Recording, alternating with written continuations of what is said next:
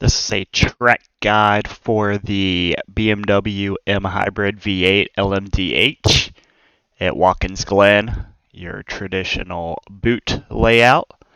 Couple things to really consider for this. These lap times, not super fast. A lot of that is because the track temperature is 131 degrees. I was trying to simulate what the 6 hours of the Glen is going to be. It's going to get pretty hot. If you want to try and replicate my settings, these settings here is what you would want to set when you set up your test session. I did 100% track state. You see that over here for a completely worn in track. But without further ado, I'm just going to walk you through turn by turn. I'll run through a couple laps, and then I'm going to show another lap at the end that is a faster way that you can take the bus stop, but it is a lot riskier. So we're headed down to turn 1 here. My braking marker I'm looking for is this 300 board on the left-hand side. You're going to see your 300 board. You're going to brake pretty heavy. You're going downhill, so you have a lot of downforce pushing you down into the track. You're going to go down to 3rd gear. You want to get onto this rumble strip if possible. You don't want to jump across this darker patch to this other part of the strip that will unstable or unsteady the car, and you're going to end up pushing wide. You're going to exit out extremely wide. You can go wider than this. Essentially, your right side tires need to stay on this red and yellow curb. If they go across that, it's going to be off track, and you just need to get back onto the track. It's somewhere further down here. You just got to make sure you're back on the track. I'll fast forward through here. You're just flat out through the S's. And we're headed towards the bus stop here. Brake marker I am looking for here. You got your 600, 500, 400, so on. Right around the 400, a little bit after that, there is a little like orange section on the wall. I think if you have your graphics turned up a little bit, there may be like a corner worker or a track marshal standing there. There's also a white line across the track that's in line with that. But right around the 400 sign is where I found most comfortable. These first couple laps, I'm going to not be aggressive on entry to the bus stop. So I'm going to try and avoid as much of the curb to the right side as possible. Essentially, you need to either avoid the curb or you need to fully commit and put the whole car across it. You can't do an in between, or else you're going to 100% die. Alright. So here's the line I was talking about. Here's the orange thing on the wall. I think there's a guy standing here if you have the detail turned up high enough. You're going to go down to 4th gear, up to 5th gear, and then as you're going into what would be called the outer loop, there's this patch of darker asphalt here. Maybe do a little bit of really light braking to set the car kind of out of the throttle. And then you're going to start working back into the throttle, exiting out wide. I'm going to leave it in 5th gear here. Actually, I went up to 6th gear. You can probably leave it in 5th, but I did go up to 6th. Braking marker I'm looking for here. There is a cutout in the grass here. I think you can go all the way to that if your braking is on point, but a little bit before that is safe. Back it up a couple clicks here. You can see the cutout I'm talking about. In this instance, I'm braking and lifting right here, so a good bit before it, so I would not try and push all the way to it.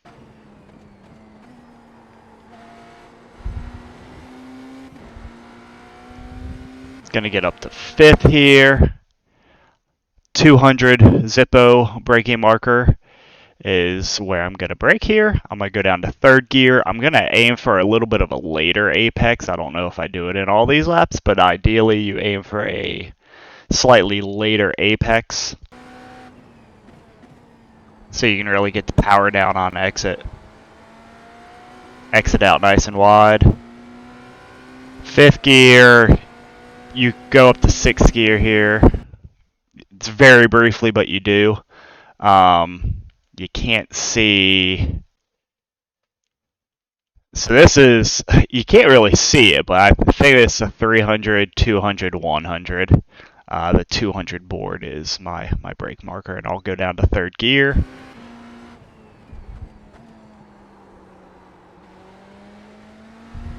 Alright. This turn here is probably, in my opinion, the most difficult one on the circuit.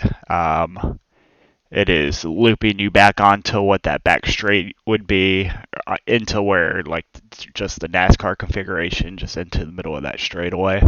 You don't have great brake markers here. You do have some of this grass on the right. You're just going to have to play it by feel a little bit. You're going to go down to third gear. It's going to feel like the car doesn't want to really turn. Trail braking is definitely important to Apex to kind of keep it rotating. But you want to get back to the right here. Yeah, you can see some of these color changes in the track. In the past, I feel like the circuit gets really rubbered in, and that's a good indicator. But you're going to have to just practice this, and it will become kind of habitual for you and just kind of second nature on when to lift and brake. I'm going to get close into this rumble strip.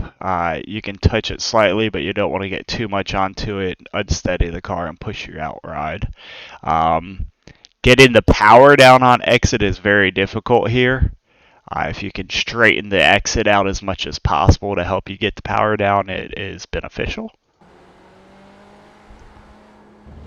I had to lift on the exit there. You're gonna be flat out through here in this car. So fifth gear, and then you want to get back to the left all the way. The end of this.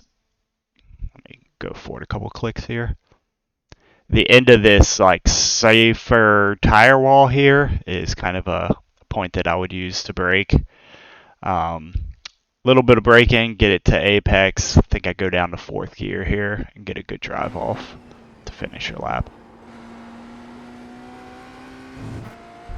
Alright. I'll let the second lap play through at full speed. So 300 board, down to third gear. Exit out nice and wide. Fast forward.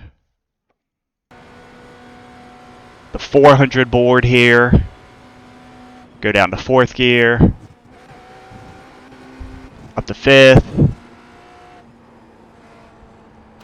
Leaving it in fifth. See there, I left it in fifth instead of going up to sixth. But down to third. 200 board here. Down to third. Aim for a later apex.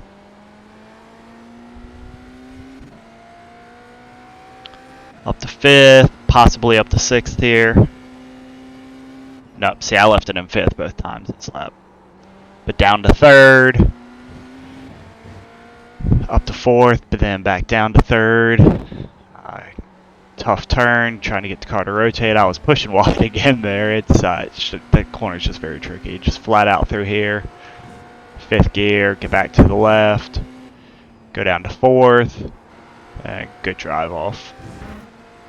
Alright, so the last lap I want to show you is very similar. The one big difference is, you can see, this is a second lap faster than my laps up here. Some of that is the bus stop, some of it was just an overall better lap. Anyways, down to third gear.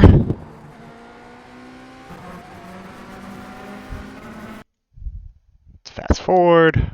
Alright. So, this is where I'm talking about. You either need to take a little or none of the curb on the entry on the right side, or you need to take all of it.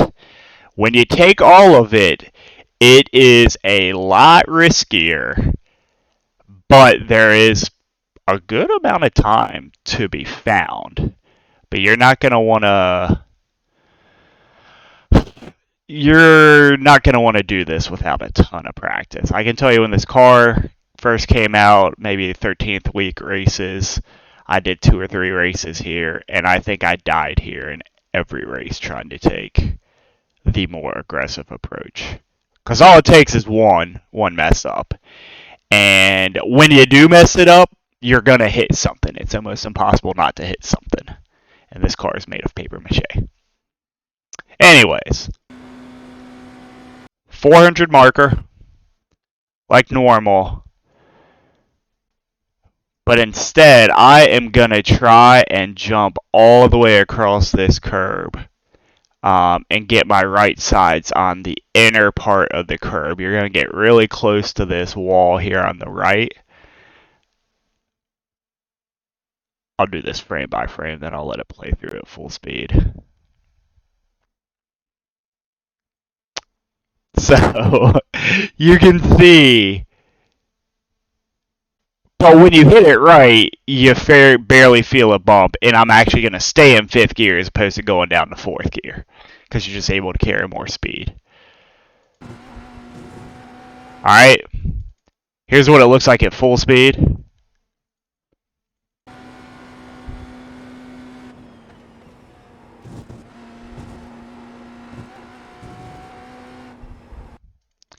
And lastly, here's what it looks like from outside the car. Oh, I was going to say, where the hell is the chase cam at?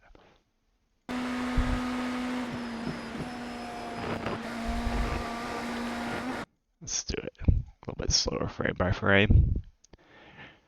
Just so you can see what happens and how close you're actually getting.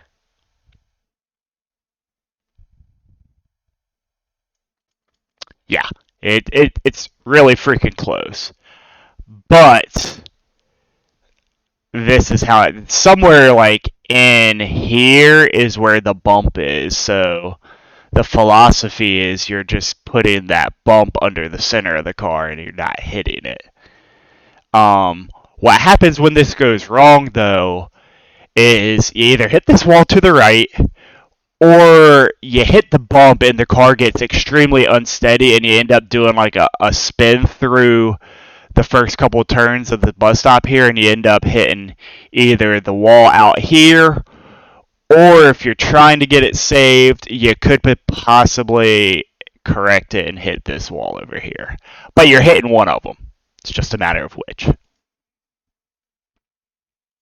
I'll let the rest of this lap play through at full speed, just for the sake of it.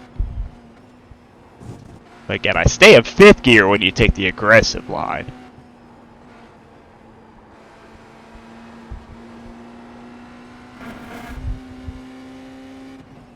I just leave it in 5th there.